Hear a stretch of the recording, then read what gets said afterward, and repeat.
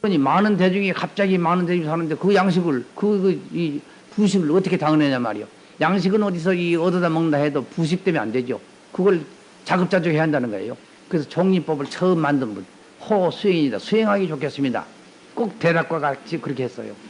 아까 이 서당 제자선은 호공양입니다. 공양하기 좋겠습니다. 일체중생에 공양 올려서 재불에게 공양만 올린 게 아니라 일체중생에 공양 올린단 말이야. 많은 사람을 제도를 했거든.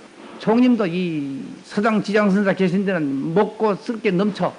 아까 벽장 스님은 그렇게 당신이 일을 해야 먹고 살 지경인데 청변하게 살았는데 이 지장 스님은 넘쳐요. 항상 많은 이 부호들이 제자가 돼가고 찾아와서 대접을 하니까. 그 남전 스님은 또 그나마 또 뺑소니 쳤잖아요. 이 여론은 총님이 어디고 이 피해서 이 암전하면 댕겨요. 그 워낙 훌륭한 스님인 줄 아니까 제자들 찾아가죠. 제자들은 억지로 그냥 방에 묶어놓고 모셔놓고 그냥 도망가실까봐 지키고 이렇게 해서 방장으로 모셨어요. 조지 스님이 이제 중이 돼갖고 이제 그 시봉을 참 많이 했습니다. 7살 때 가서 난전 스님이 시봉을 했으니까요. 7살 때 가갖고. 근데 조지 스님은 7살 때 벌써 깨쳐갖고 갔죠. 근데 많은 대중을 다 그렇게 많지만은 그 살림살이 전부 이 대중을 이끌어 나간 사람은 난전 스님이 아니라 이 조지 스님이에요. 그래서 조지 스님이 하루는 어디 나갔다 왔는데 동당, 서당, 여기처럼, 여기 이제 동서로 이렇게 양당이 있어서 성객들이 이제 공부하는데, 자꾸 절에 이거 좀 탐스러운 고양이가 한 마리 있었어요. 그 동쪽으로 가면 동쪽 신도들이 애지중지하고, 서쪽으로 하면 서쪽에서 애지중지하고, 고양이 갖고 나중에 서로가 우리 거다 우리가 싸움이 났네요. 그러니 이거 시끄러 싸움이 났어. 그래서 이제 큰 스님 나오셔서 보고는 너희들 왜 그러느냐? 아이고, 아무것도 아닙니다. 아이고, 너희 왜 떠들었느냐? 아, 고양이가 우리한테 있을 때 우리 거라 하니까 서당으로 가지고 서당이 우리 거라 해서 고양이가 싸웠습니다. 그러거든. 알았다. 그러고는 법문상 차려라. 법문상을 차려서 또 앉아서 고양이를 데려오너라. 고양이를 데려왔어. 칼을 딱 준비해가지고 와서 그때는 아마 그 손칼이 다 있었던 몸에 지니는 칼을 놓고 한마디 이르면 고양이를 살릴 것이고 한마디 이르지 못하면 고양이를 죽일 것이다. 한번 일러봐라. 대중이 무거워져 말을 못했어. 그 자리에서 목을 베어버렸어요. 그러니 고양이가 있으면 언제까지나 그러면 시비는 안 그치겠거든. 그 고양이 죽여버렸어. 죽여버리니까 니가 내가 할 것이 없잖아요. 싸울 것이 없잖아요. 대중이 잠잠해버렸어. 뒤에 이제 조지 스님이 어디 갔다가 이제 스님 다녀왔습니다. 인사가 왔거든. 내가 오늘 고양이 갖고 동당 서당 싸워서 내가 약시약시해서 고양이를 내가 목을 베어버렸느니라. 네가 만약 거기 있었더라면 너는 뭐라고 일렀겠느냐 물어요. 그러니까 자기가 신던 집신을 머리에 이고 문 밖으로 나가거든. 집신을 이고. 그러니까 껄껄 혀를 차면서 아유, 네가 있었더라면 내가 고양이 안 죽여도 되었을 걸까? 응? 네가 있었더라면 고양이를 안 죽여도 되었을 텐데 네가 없었으니까 내가 죽였다 이 말이에요. 집신을 이고 나가니까 그 스승의 그 제자 조조 스님과 이 남전 스님의 사이는 기막히게 좋습니다. 그러니까 이제 그 하나만 봐도 조지 스님의 비중이 어쨌다는 거. 전부 조지 스님이 이끌었어요. 그런 경우가 많습니다. 앙산해적하고 유산영우선사, 앙산해적 두 분이 합해서 유양정을 세웠거든요. 유산영우, 앙산해적, 유양정. 유양정도 이 스승과 제자가 함께 세워서 유양정이거든요.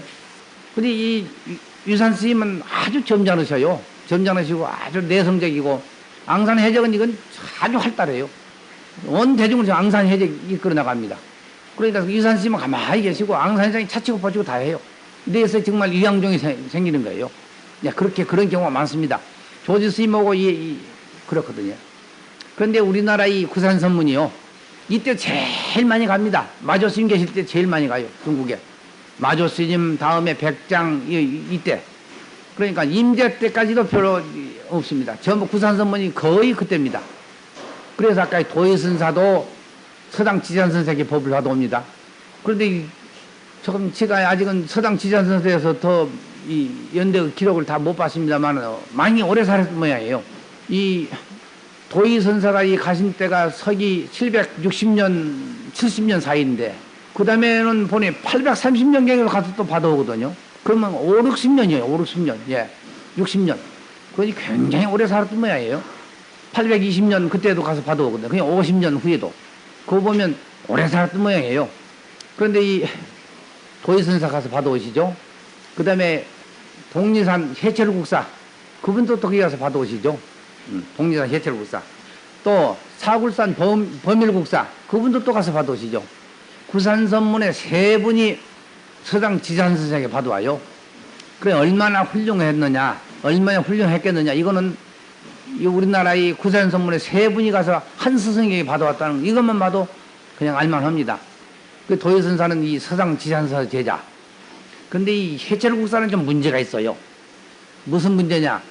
해철국사가 당나라에 건너가던 해 바로 범일국사 이 서당 지장선사가 열반하셔요. 가던 해 가서 몇 년간 수도를 하고 인가를 받고 이렇게 왔으면 다행이지만 그것도 아니고 가던 해 죽었단 말이요. 응? 그러니 어떻게 무슨 인가를 받았겠느냐 이 말이지. 그래도 우리는 알기는 해철국사도 서당 지산선사에게 법을 받았다 이렇게 하거든요. 그게 정말 진짜 받았을까요? 아까 말씀과 같이 받았느냐 안 받았느냐 교를 깼느냐 안 깼느냐 다음 일이고 뒤로 문선들이 훌륭하게 문풍을 드러날리니까 동지산파가 되는 거예요. 아무튼 해철국사는 열반하신 해 열반하신 걸 보고 그래 가자마자 열반하셨지 그해. 그리고는 3년을 더 있다 나옵니다. 나와서 이제 나도 해철 먹고 이 지장선사의 법을 받았노라 이렇게 해서 좀 법화를 폈는데 그 다음 제자들이 훌륭합니다. 해철국사 제자가 누굽니까? 바로 도성국사입니다. 도성국사 제자가 통진선사. 도성국사는 여러분 아신 바와 같이 왕건태조를 예언한 왕건의 복전이시고 통진선사도 중국에 유학 갔다 왔는데 처음에는 견훤왕에게 그 영접을 받고 들어오시기를 군산 옆에 인피라고 있어요. 군산 옆에 항구 인피로 들어오셔서 오니까 이게 외국에서 배가 와서 큰 스님 오면 착각 그냥 나라에 보고를 합니다. 견훤왕이 통진선사가 오신다 이러거든. 당신이 참 마중을 나가요. 그래서 그냥 궁중에 모시고 서울 곁에 모셔서 전주이죠 그때 서울이.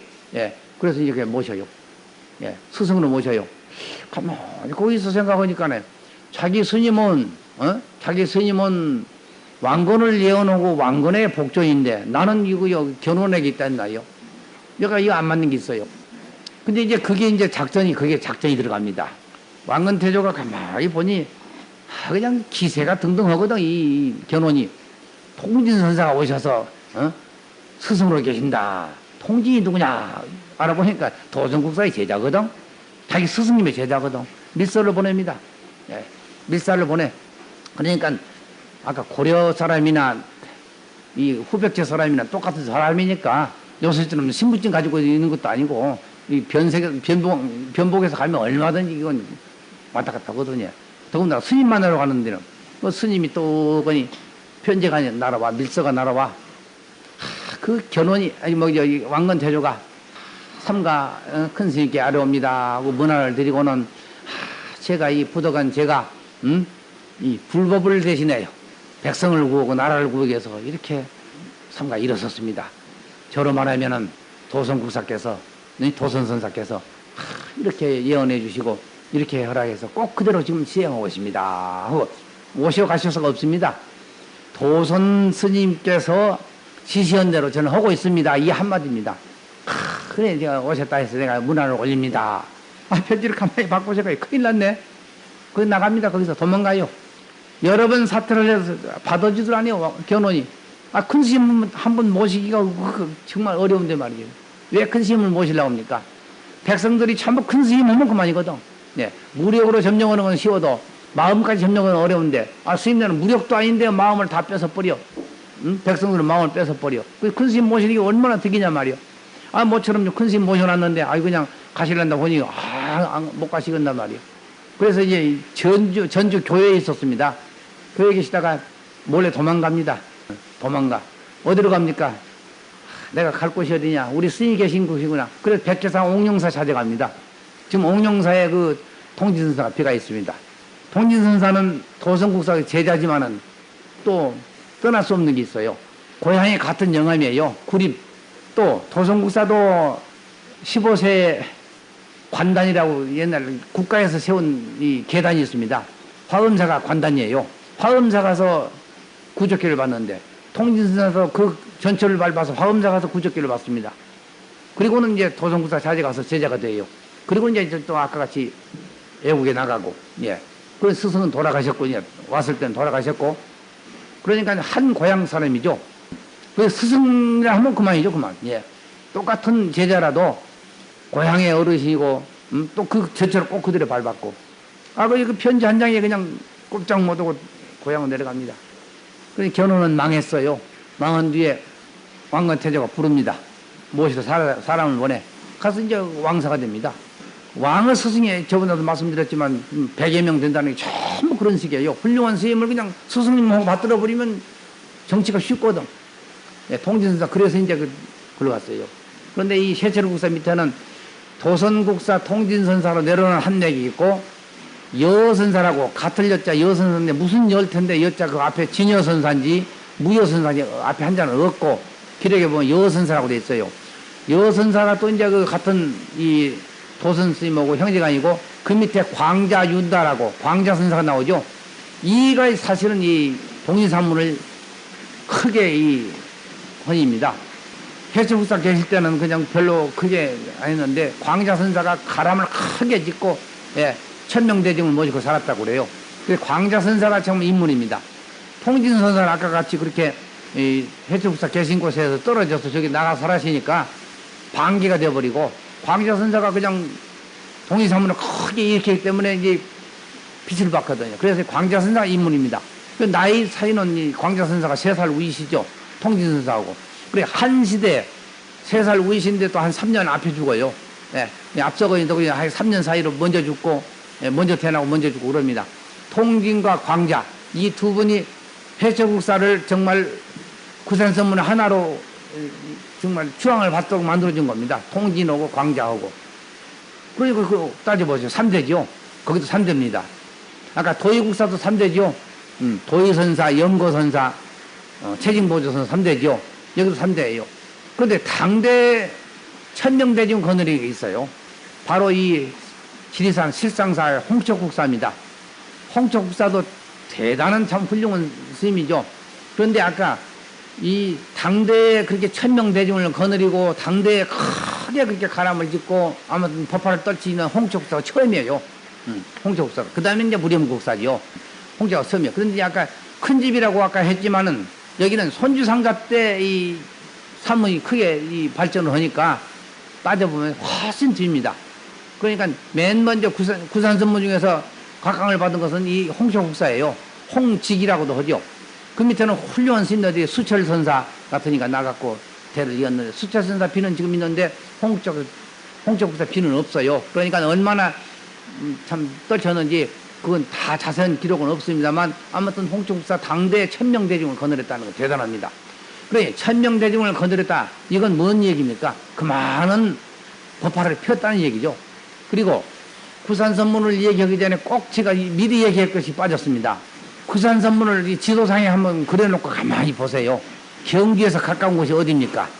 이 창원 봉림산문 하나뿐입니다. 그게 제일 가까운 겁니다. 경주에서 가장 먼 곳에 다 있어요. 그 왜 그럴까요? 두 가지 요인이 있습니다. 하나는 지방 지도자들이 지방을 다스리고 지켜야겠는데 자기들이 힘만 갖고 안 되거든. 큰 스님은 힘이 필요해요. 아까 말씀과 같이 무력으로 권력으로는 누를 수는 있지만은 마음까지 귀의시킬 수는 없거든요. 근데 마음을 귀의시키는 데는 큰 스님들만 없어요. 스님만 큰 스님만 계시면 천 백성들이 그냥 큰 스님하고 따라버린단 말이에요. 그래 큰 스님 모시는 게 얼마나 덕인지 모릅니다. 그래서 지방 호족들이 지방의 장관들이 유정자들이 큰 스님 모시는 게 정말 경쟁이에요. 자 경주가 서울입니다. 성주산문 저 보령도 저 변방이죠. 또 사자산 법풍사 거기도 변방이죠. 장보린사도 변방이죠. 또 이 지리산 거기도 전부 다 멉니다. 제일 가까운 거는 아까 말씀과 같이 하나뿐이에요. 그것도 그 거리가 뭐 그렇다고 100리 200리가 아닙니다. 창원이. 예.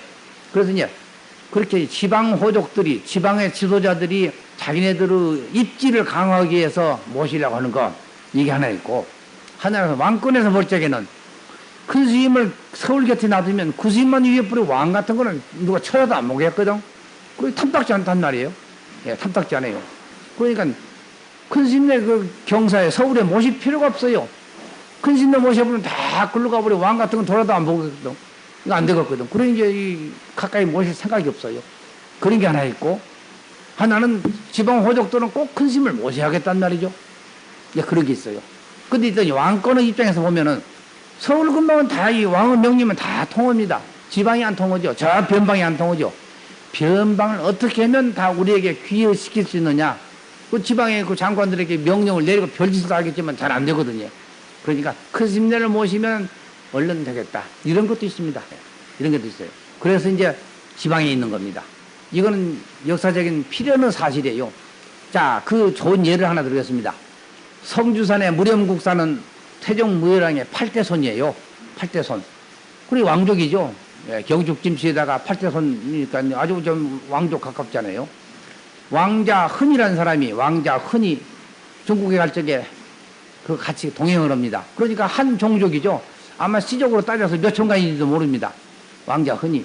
그 중국에 유학할 때 같이 가. 그 이제 다른 이제 자기 볼일 보러 갔다 돌아와버렸고 귀국했단 말이요.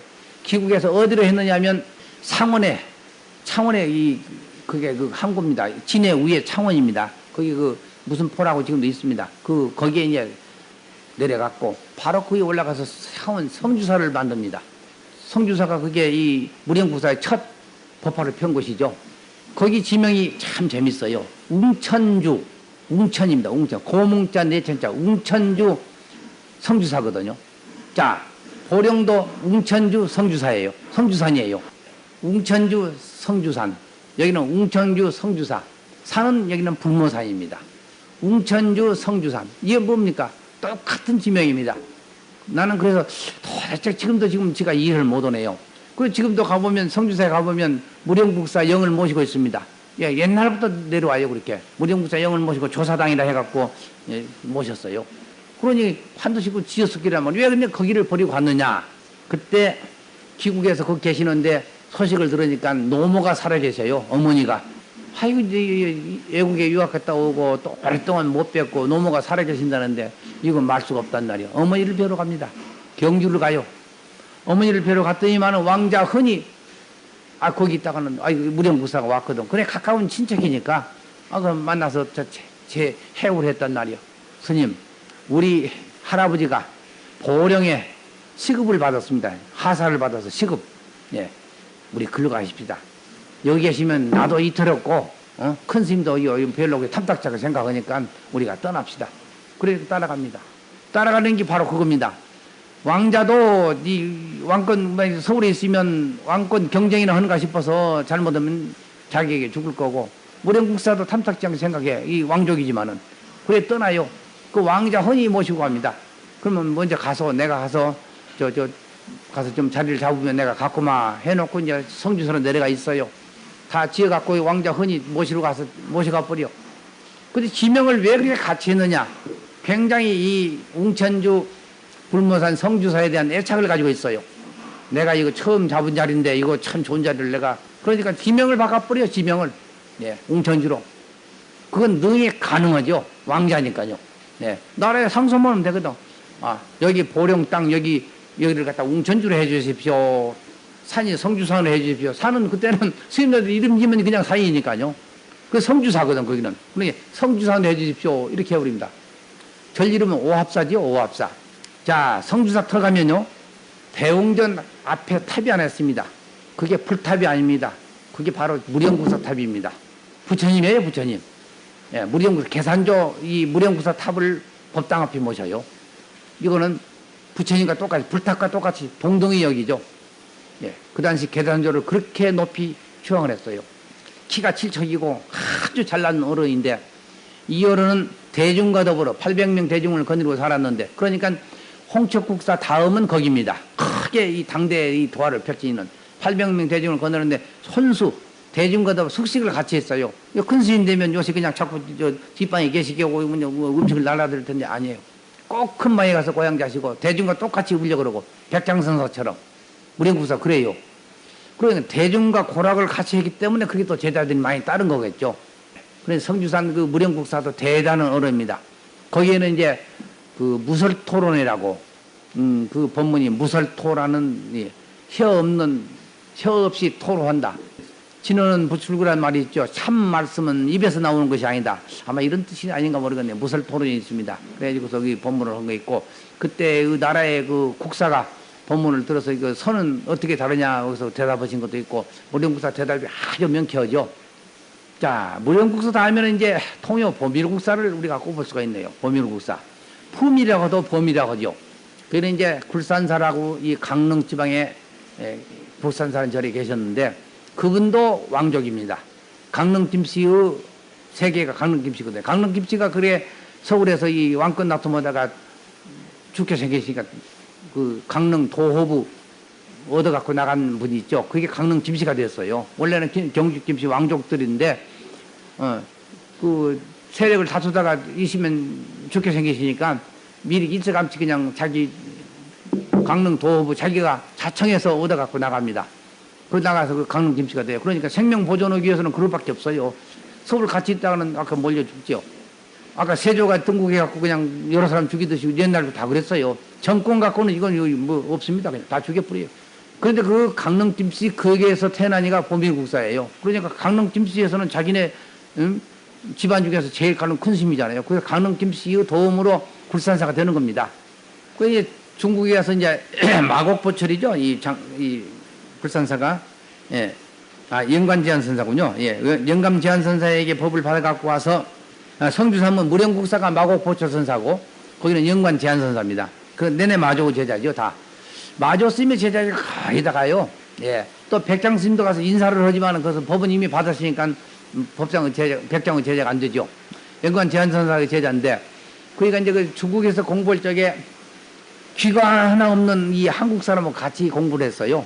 같은 우리 동족인데 귀가 하나 없어, 귀가. 그 이제 그 같이 삼이로서 젊어서부터 같이 공부를 했는데, 먼저 이제 그 귀국 온다고 떠났어요. 근데 둘이 함께 살면서 이제 장래의 얘기를 한다.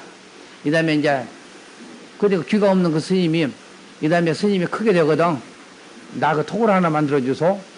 아이고, 내가 크게 되면 국까지 그 토굴 하나 못 만들어. 도방길이니까. 이런 얘기를 이제 했어요. 그랬는데 이제 먼저 이제 귀국한다고 떠나버리고 자기는 이제 왔단 말이요. 한 번은 낙산사 근방에 이제 그때는 이제 돌아와갖고 처음에 이 여러 군데 톡을 짓고 살면서 탁발에서 삽니다. 옛날엔 탁발이 아주 그냥 기본이라요. 탁발에 사는 탁발을 나갔더니 동네에 들어가는 입구에 그 쪼매는 개천이 있는데 애들이 거기서 그 목욕으로 논단 말이요. 지는데 목욕으로 놀면서 이게 뭐가 있다. 애들이 자꾸 가보니까네 이 석상이 하나가 묻혀갖고 모래 속에 쪼매 드러났단 말이에요. 그걸 보고는 애들이 이거 뭐 부처님 묻혔다 그래요.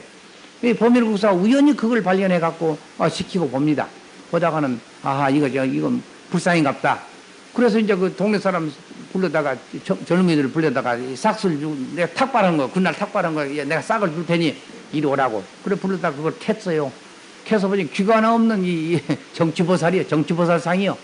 그래서 이 탁발 갖고 이 회개가 안다. 며칠을 탁발해서 그 사람 싹을 주고 그 정치보살을 낙산사로 모셔갔어요. 낙산사로. 그 부처님인데 어떻게 스님이 그냥 마냐 말이요. 그 정치보살 상이에요. 근데 귀가 하나 없어. 우연히. 그래서 그날 저녁에 자는데 꿈을 꾸는데 옛날에 그 도반 스님 나오고 약속을 잊었어. 내 톡을 하나 지어진다고 했지요. 이런다? 귀가 없는 그 스님이 나타나갖고 그러지 않아도 그 귀가 없는 정치보살을 발굴해갖고 참 이상하다 하고 있는데, 옛날 그 중국에서 유학 시절에 그 젊은 스님이 나타나갖고 나하고 약속을 잊었습니까? 이러거든. 그때서 깨닫습니다. 그때 유학에 왔을 때 그이가 아무튼 여러 가지 좀 이해하기 곤란한 그런 행적을 보였었는데 바로 정치보살이었구나. 나한테 법당 하나 부탁하느라고 중국까지 나를 따라오셨구나. 결국 나를 따라서 오신 것이 아니라 나를 그렇게 애호를 했구나. 이제 그때서 깨닫습니다. 그래가지고 정치보살 위해서 법당을 새로 짓습니다. 네, 보밀국사가. 그러는데 법당을 딱 지어서 안치해서 모셔서 참 요즘 같은 이제 봉불식을 큰상 했단 말이요. 그랬더니 꿈에 그 스님이 허허 웃으면서 나와서 스님이 내 법당을 지니 나는 스님 법당을 지어줘야겠네요. 나는 이거만 좋습니다. 내 법당은 필요 없습니다. 저 사굴산으로 가시오. 내가 그다 법당을 지어드리리라. 아, 이래. 사굴산을 일러줘. 어디요, 사굴산이? 강릉 서쪽 어디요? 그래요. 낙산사고 강릉하고 거리가 굉장히 멉니다. 강릉 서쪽 사굴산으로 가시오. 내가 법당을 지어드리리다. 아껴서 보니 꿈이에요. 영락없이 그 스님이에요. 그래서 이제 강릉으로 내려갑니다. 내려가서 사굴산에다 톡을 짓고 있었는데 거기서부터 커져서 그게 불산사가 된 거예요. 그래서 거기도 800대중을 거느렸다고 그래요. 근데 아이고, 거기에는 또 재미난 또 그 제자의 얘기가 하나 있네요. 아홉부자 소정자 구정선사 얘기가 있어요.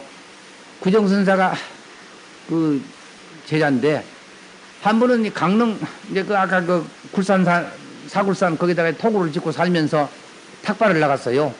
시장에 탁발을 나가서 보니까 포목장사 하는 사람이 풍신이 얼굴이 그냥 꼭 미륵보살처럼 넓적하니 왕자풍이 생겼단 말이요. 이렇게 보시더니만은 가까이 가서 아이고 내가 그대를 보니 아주 도인상인데 도인 될 사람인데 처야에 묻혀서 여기 배장사나 하고 있다니 이게 참 애석하구나 이러거든. 그 배장사 깜짝 놀라갖고 스님 가까이 오십시오 해갖고 내가 그렇게 정말 도인 될 만 상입니까? 아이고 도인 되고 말고 내가 네 상을 보니 네가 틀림없이 도인 될 상이다. 이렇게 끄신단 말이요. 그래서 그냥 도인 된다는 말이지. 기분이 좋아갖고 자기 처자한테 그 포목을 맡겨버리고 스님 따라갈랍니다. 그래라. 그 톡을 왔어. 머리를 깎아주어. 이제 포목을 아마 짊어지고 가서 이제 몽구로 해 입었겠지요. 자, 내가 지금 사는 생활을 얘기를 했구만.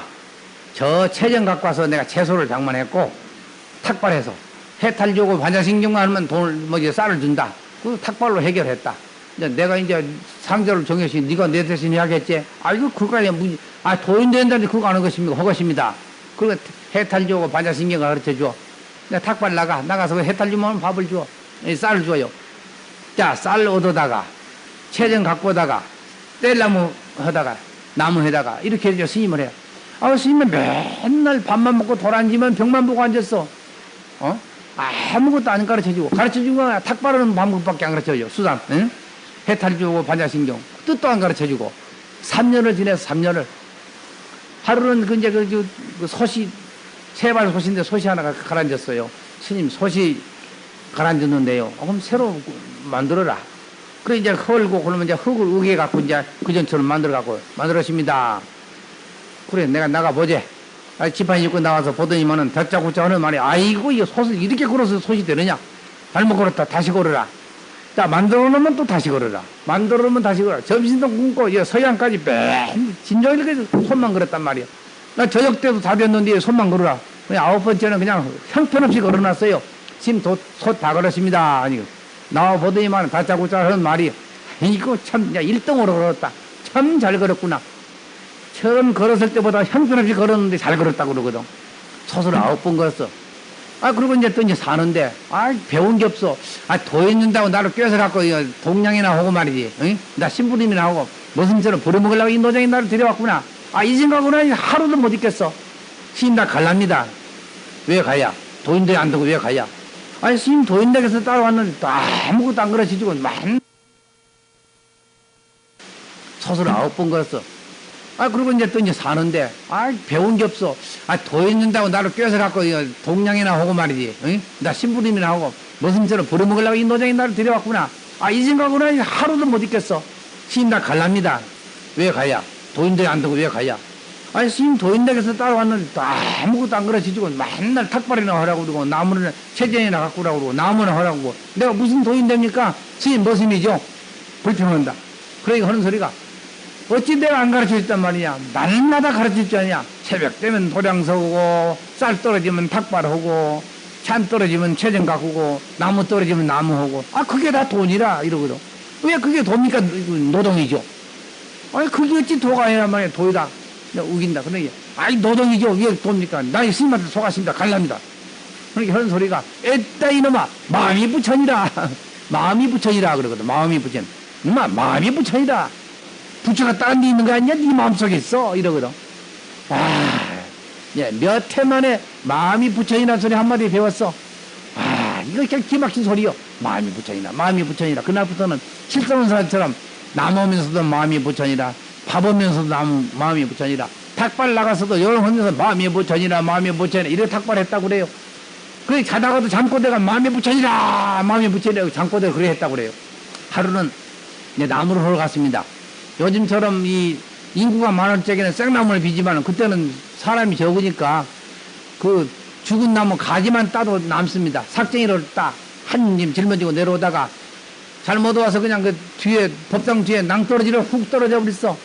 아유 큰 스님이 앉아서 좌선하고 있는데 마음이 붙여지라 하더니 뭐지 쾅 하거든. 아이고 저놈이 헛기로 와서 떨어져 죽었구나. 나가서 보니까 그 죽은 게 아니라 지경에 또 앉았거든. 삭쟁이가 밑으로 떨어져서 이렇게 거꾸로 떨어지니까 사람이 하나도 안 잡혀 살았어요. 삭쟁이가 그게 이제 그 쿠션 작용을 하지 않습니까? 그냥 앉았는데 보니까 깨쳤어. 네가 깨쳤구나.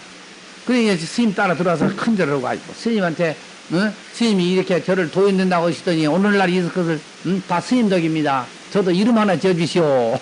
그 이름 지려고 가만히 생각하니 그 아까 시험해봤던 생각이에요. 네가 그때 솥을 9번 걸었지. 예. 네가 끈기가 얼마나 있나 내가 보려고 했더니만은 네가 그걸 9번 채우더라. 너는 구정이라 해라. 구정이 이름이요. 솥 9번 걸었다. 구정선사요. 범일국사의 법이 그렇습니다. 근데 이 뒷날에요.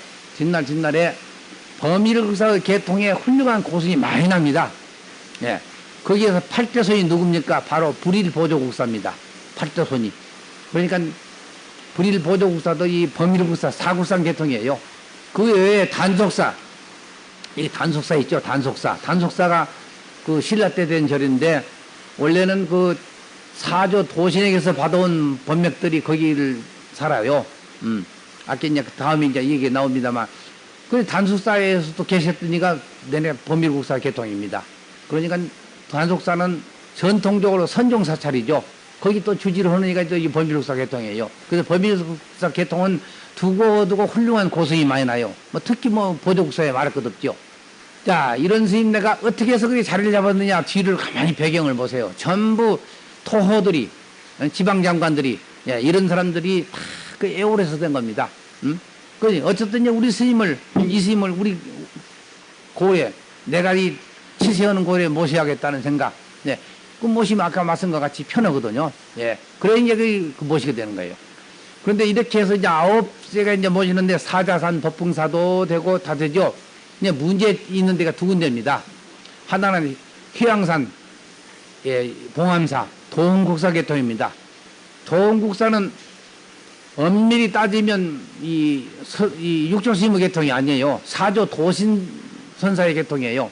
사조 도신선사에게서 법랑이라는 스님이 맨 먼저 선을 받아옵니다. 그런데 법랑 스님은 그러니까 이 도의국사보다 훨씬 전이죠. 세상 사람 전혀 몰라요. 그래서 법랑은 신행이라는 스님에게 법을 전합니다. 신행 스님이 내내 아까 저기를 창건하죠. 이 단속사를. 예. 거기 계시다 돌아가셔요. 신행 스님 피가 있었다는데 현재는 없습니다만 옛날에는 있었다고 그래요. 신행선사 단속사를. 그러니까 단속사야말로 우리나라 선종 사상의 맨 최초의 절입니다. 네. 그 다음에 단속사 다음에는 어디냐 하면 도의국사가 창건했다는 소위 지금 언양 성남사입니다. 언양 성남사가 그 다음 절이에요. 다른 사람들은 이 신행선사의 얘기를 모르는 사람들은 언양 성남사가 선종의 최초의 사찰이라고 이렇게 얘기합니다. 그러나 그렇지 않습니다. 이 신행선사가 지은 이 단속사가 첫째 절이고, 그러니까 남종선 계통, 육조심 계통이 아니라는 것이죠. 육조심 계통으로 보면 이제 성남사가 최초의 절이죠. 신행선사는 준범이라는 스님에게 이제 법을 전해요. 준범이라는 스님은 해은이라는 스님에게 전해요. 해은 스님이 바로 누구냐 하면 도원국사의 스승이에요. 예. 사조 도신을 붙어서 범랑, 신행, 준범, 해은, 그 다음에 도원국사예요. 예. 그러니까 도신선사의, 사조 도신선사의 5대손인가요? 예. 그래 됩니다. 그랬는데 재밌는 것은 최고원 선생의 비가, 최고원 선생의 사삼비가 있습니다. 최고원 선생이 금석하고는 최고원 선생이 최고지요. 진감선사 비도 썼고, 도원국사 비도 썼고, 무령국사 비를 썼고, 그 다음에 이제 서울에 있는, 경주에 있는 이 숭복사 비를 썼거든요. 그 사삼비예요. 도원국사 비에도 이 법명만 얘기했지, 육조스님과는 아무런 교섭이 없어요. 또, 진감선사 비를 썼는데, 진감선사의 비에는 도원국사에 대한 아무런 언급이 없어요. 만약에 스승상자였다면 무슨 그 언급이 있을 때 언급이 없어요. 두 비를 썼는데. 그런데 이 도홍국사의 제자가 양부선사, 양부선사의 제자가 정진국사예요. 정진국사. 정진국사에 비해 보면은요, 우리 노스님께서 쌍계사 진감선사의 법을 받으셨다. 이렇게 손한대요. 그러니까 진감선사가 결국은 도홍국사의 스승으로 되어 있네요. 근데 도홍국사에 비해는 전혀 그 말이 언급이 없습니다. 또 진감선사에 비해도 언급이 없습니다. 한 사람이 썼는데요. 그러니까 이 최고원 선생이 썼을 때는 이 도홍국사의 열반 후에 썼을 테니까 가장 가까운 기록이고 또 제자들이 먹고 행장을 갖다 줘서 썼을 게거든. 그 기록에는 왜 없느냐 말이요. 그런데 이 손주상자인 정진국사의 비해가 써 있거든요. 여기에 문제입니다. 자, 정진국사 입장에서 보십시다. 전부 다 이 육철스님 밑에 가서 법을 받아오는데 우리 스님만 사조 도신서의 법맥을 받아왔다. 다시 말해 남종선 법맥을 다 이었는데 우리 스님만 사조 도신서의 법을 이었다. 그럼 애토리예요, 애토리. 예, 완전히 소외당해요. 이거 안 되겠거든. 그러니까 이제 이 정진국사가 어떻게 붙이하겠단 말이요. 붙이는데 그때 이 진감선사도 아무튼 당대 800대 중을 거느렸다고 써있으니까 대단히 성하죠. 거기다 붙였어요. 그 진감선사는 전라북도 익산 사람으로 중국 가서 중이 됐습니다. 그래가지고 창조 신감선사의 법을 받아와요. 거기도 역시 마줬으면 개통이죠. 그래서 이제 이 법화를 크게 떨쳤는데 이분은 구산선문에 넣지 않고 정진국사의 기록에 비해 우리 노스님께서 진감선사의 법을 받아왔다 해서 거기 그냥 구산선문에 넣었네요. 의당이 진감선사도 구산선문이나 십산선문에 하나 넣어야 합니다. 그런 인물인데 거기를 안 넣고 이걸 넣었거든. 그 따블이가 됐기 때문에 안 넣었어요. 여기에가 문제가 있어요. 정진국사 입장에서는 아까 말씀한 것 같이 육조스님의 개통이 아니니까 이거 안 되겠거든. 그래서 붙인 겁니다. 예, 붙인 거예요. 예, 전혀 기록이 없거든요. 최고원 선생이 아주 정확히 쓰신 어른인데 왜 그 어른만의 언급이 없냔 말이에요. 전혀 그분 사이에 교섭이 없기 때문이죠. 그래서 뒷날 구산선문이라는 이름을 정할 적에 이 아까 이 진감선사의 개통은 빠진 거고 자기네 개통은 넣었어요. 그러니까 엄밀히 따지면은 정진국사의 비애의 말과 같이 한다면은 구산선문의 이 하나는 해양산 조사를 진감선사로 돼야 합니다. 진감선사가 초조가 돼요. 2조는 누굽니까? 도홍국사. 3조는 양부선사. 4조는 정진국사. 이렇게 돼야 합니다. 또 그 기록에 보면요. 도홍국사 비해 보면은 도홍국사는 창건을 할 적에 신도들이 지어져 갖고 토호들이 지어져 갖고 잠깐 계셨어요. 딴 데가 돌아가셔요. 심원상가 그가 돌아가셔요. 그러니까 잠시 좀 계신 것 뿐이에요. 거기서 크게 법화를 떨친 게 없습니다. 그랬는데 이 양부선사 다음에 이 정진국사가 중국에 유학하다 돌아와서 자기 노심이 계셨던 고지를 찾아가 그때는 폐허화됐어요. 그걸 다시 중창합니다. 중창해서 거기다가 크게 법화를 떨치는데 당시 기록을 남기기를 우리 노심께서는 이 진감선사의 법을 이겼다. 중국 가서 보니까 남종선이 다 판치거든. 예. 그러니까 이 정진국사가 사실은 해양산문 종조입니다. 예. 이건 뭐 부인할 수 없는 사실이에요. 도홍국사에 비해는 전혀 뭐 1000명이고 500명 건너렸다는 기록이 없어요. 좀 계시다가 큰 스님을 모시니까 좀 계시다가 다시 당신 가신 가서 돌아가셨거든요. 정진국사가 이 초조라야 오는데 정진국사가 아까 자기 비해 분명히 우리 노스님께서 누구게 했다. 아까 최진보조가 나는 우리 노스님의 법을 개성한다. 이렇게 선언하듯이. 그러니까 옛날부터 우리 절제하는 말 있죠. 스승이 상자를 못 띈다. 제자가 스승을 띈다. 스승은 상자를 못 띄어도 상자는 스승을 띈다 그러죠. 요즘도 그래요. 요즘도. 스님이 내 상자 아니라고 해도 상자가 댕기면서 난 아무개스님 상자요. 이러면서 그 상자예요. 응? 근데 이 상자 보세요. 세력이 큰 데 가서 자기 마음대로 가서 입실하고 입실 제자가 돼가고 종회연도 하고 뭣도 하고 그러잖아요. 절도 없고. 예. 옛날부터 상자는 스승을 띄어도 스승은 상자를 못 띄어. 그러니까 정진국사 상자가 제자가 우리 노스님은 진감선사의 법을 이었다. 이거 딱 기록을 남겨놓고 보니까 그대로 따라갈 밖에요. 옛날부터 상자가 스님을 띄고 붙이고 마음대로 하는 거지 스승이 하는 건 아니라 이 말입니다. 그리고 정진국사 기록을 그냥 그대로 믿어야죠.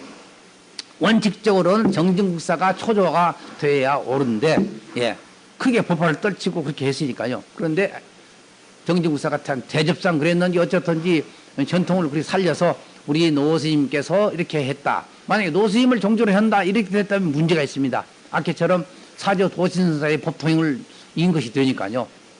도원국사 비에는 전혀 이 남용선에 언급이 없어요. 도신선사의 아까 도신 다음에 범랑, 범랑 다음에 신행, 신행 다음에 준범, 준범 다음에 해운, 그 다음에 도혼, 도원국사 이렇게 들어가거든요. 그걸 이 정진국사가 바로 잡은 거죠. 이건 어떻게 보면 효상자죠. 자기 노스임을 갖다가 남정손에 끌어다 붙여서 전 법명을 만들어놔서 효상자죠. 그러니까 정진국사 이후에 구산선문이라는 말이 나왔다고 우리가 알아두면 참 좋습니다. 구산선문이라는 소리가 언제 나왔느냐? 당대에 나온 게 아닙니다. 당대. 왜냐? 고려시대 때 이 수미산문이 완성되거든요. 또 고려시대 때 이 수미산문과 거의 동시대인 이 정진국사 때 이 도원국사의 개통을 갖다가 이 구산선문에 넣거든요. 그러니까 정진국사 이후에 구산선문이 말이 났다는 거 이렇게 알아두시면 될 겁니다.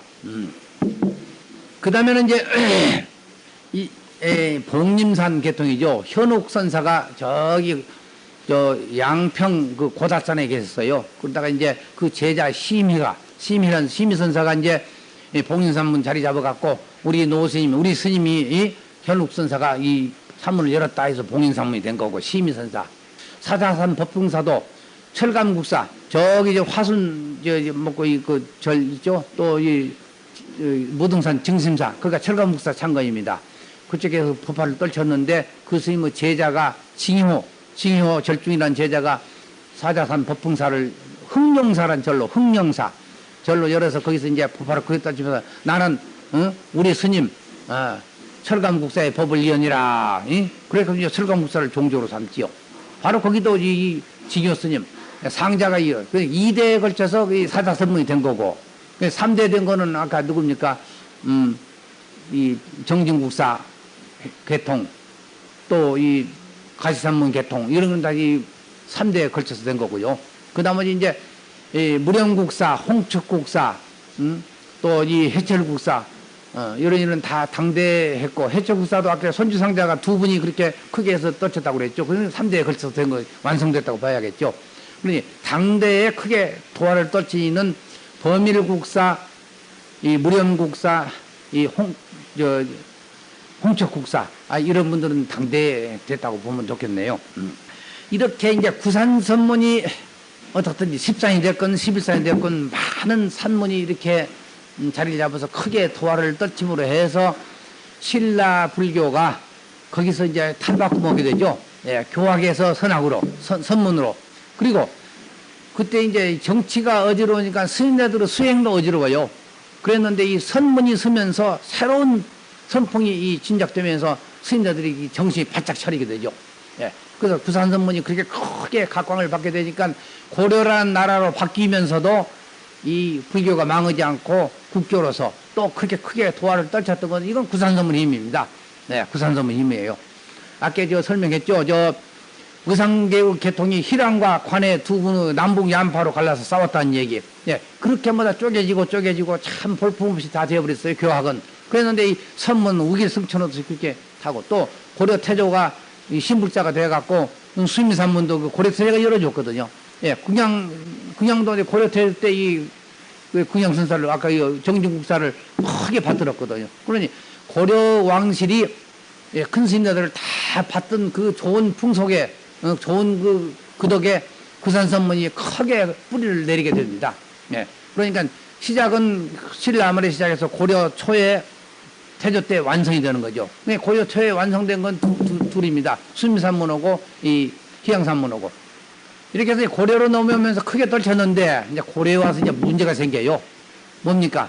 문종의 제4왕자 대각국사 의처지 천태종을 도입합니다. 거기서부터 이제 우리 고려 불교는 양상이 달라져 버려요.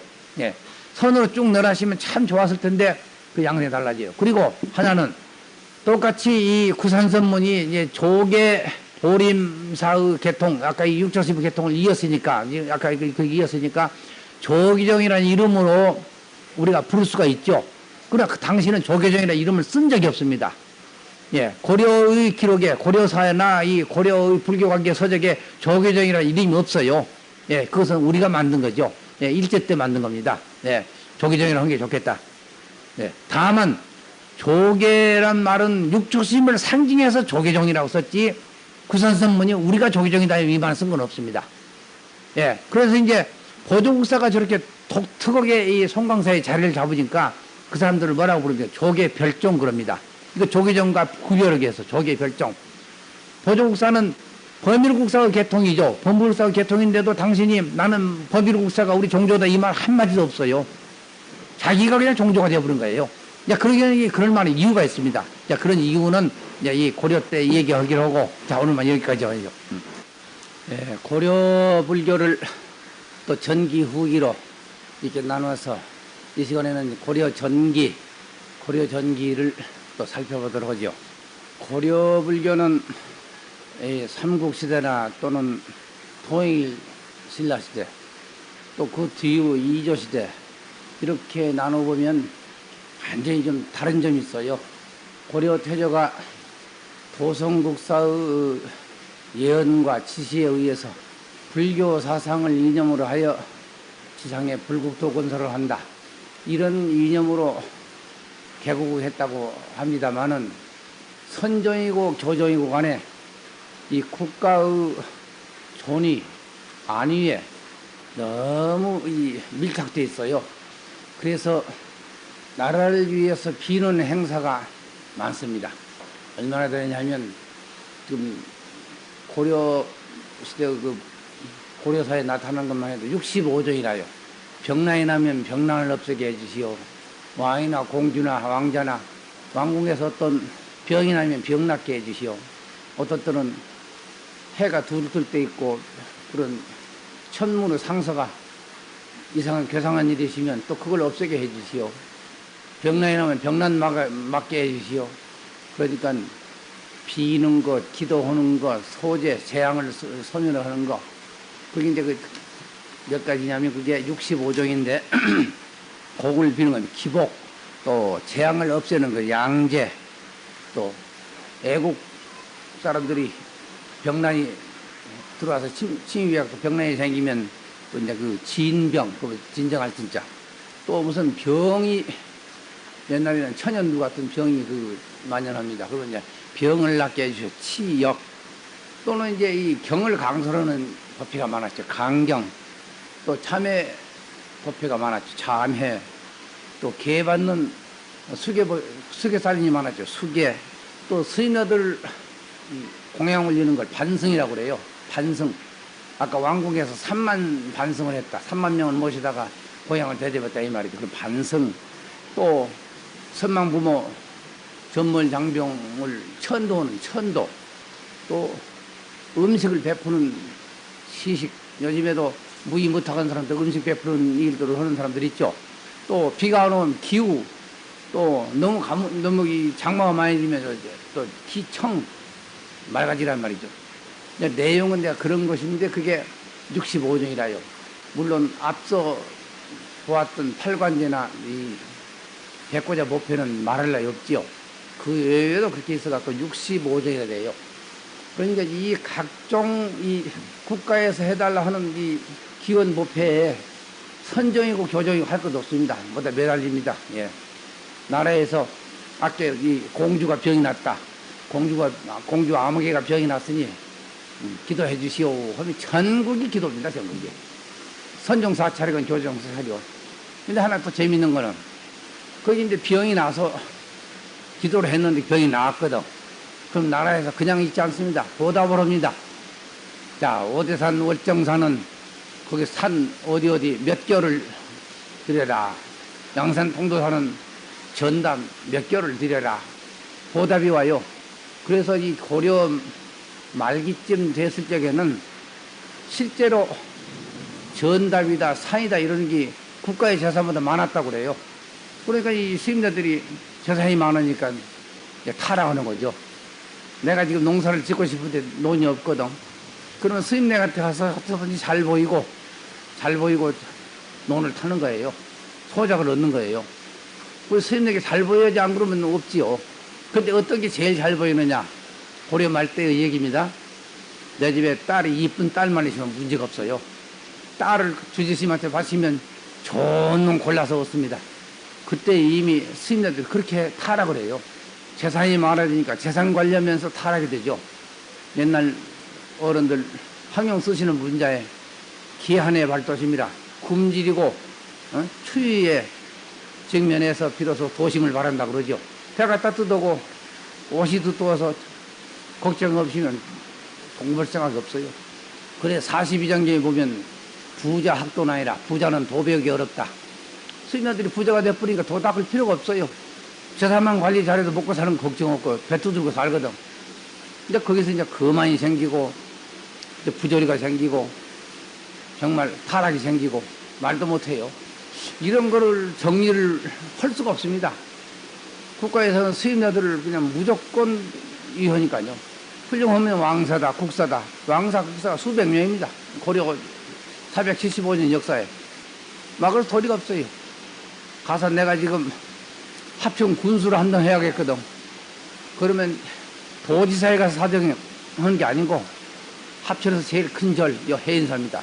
해인사 이 승통 스님한테 와서 저 군수 한 동 주시오 사정해요. 그게 훨씬 빨라요. 해인사 승통 스님이 저 위에 또 여기 그 왕사 국사가 있지 않습니까? 제가 있는 이 절 해인사의 현감을 아무에게 했으면 좋겠습니다. 한 장에 올리면 왕사나 국사가 받아가지고 그냥 왕궁에 보고를 해요. 그러면 그냥 금방 임명입니다. 이렇게 스님들이 이 정권에 또 밀착됩니다. 마음대로 해주거든요. 여기서 어떻게 되겠어요? 스님들도 공부할 생각이 없어요. 아까 고려 말에 가면 삼은이라고 했습니다. 삼은. 목은, 야은, 호은 아시죠? 목은 이색, 야은 길재, 호은 정몽주. 원래 다 불교 신자입니다.